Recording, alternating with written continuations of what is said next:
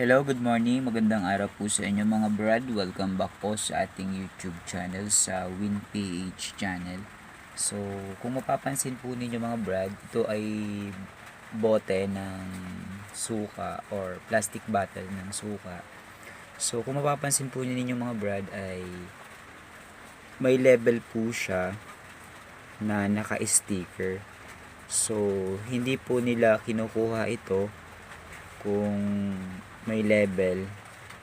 Dapat ang gagawin po ninyo dito mga brad ay lilinisin po ninyo para masabay po siya sa mga PET bottles na malinis. So yun, una nyo pong gagawin dito mga brad ay tatanggalin nyo po itong sticker na to. Kaya lang hindi nyo siya pwedeng tuklapin kasi madidikit dun sa plastic na white. So una, tatanggalin nyo po muna mga brad yung takip, tapos yung ring nya. Yan. HDPE po kasi yan sibak po sa junk shop. So ganito lang po yung procedure mga brad. Una po dito mga brad ay kailangan nyo pong tanggalin yung takip, tapos yung ring o neck na nakalagay din po dun sa malapit dun sa takip na yan. So galing po siya dyan dito sa sa ibabaw yung takip, tapos yung ring. Ito na po yan mga brad, yung na yan. Ayan. So ibukod po ninyo ng lagayan nito mga brad kasi hindi po siya kasali sa PET o dito sa white bottle ng suka.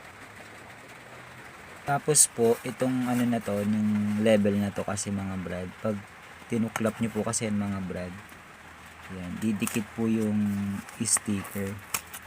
Yan, hindi siya, may iwan po dito siya sa white bottle na to. So, ang style po yan mga brad, parang may siya na white. Yan yung pinagtanggalan po ng label. So, reject po yun ng junk shop pag ganyan po ang nangyari. I-separate po nila yan. Kaya ang kailangan nyo pong gawin ay gumamit po kayo ng cutter o kutsilyo na matalim para matanggal nyo po yung sticker na hindi magdudumi. So ganito po yung mangyayari mga brad.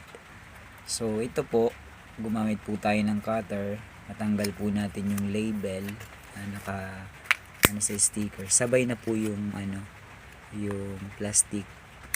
Yan. Kasi po mga brad, pag tinanggal nyo po kasi itong label na to, may matitira dun sa plastic niya. Kadalasan po nire-reject po yun ng junk shop. So kapag nangyari po yun mga brad, tinanggal niyo po yung takip, tapos yung neck niya, tapos yung label na naka-sticker. So ganito po yung mangyayari niyan mga brad. Magiging malinis na po yung ng suka kasi natanggal na po natin yung label. So, pwede nyo na po siyang isabay dun sa 1.5 na Coke na ginawa natin dun sa first video natin. Malinis na po siya mga brad. Yan. So, sana ay may nakuha po kayo dito sa na to.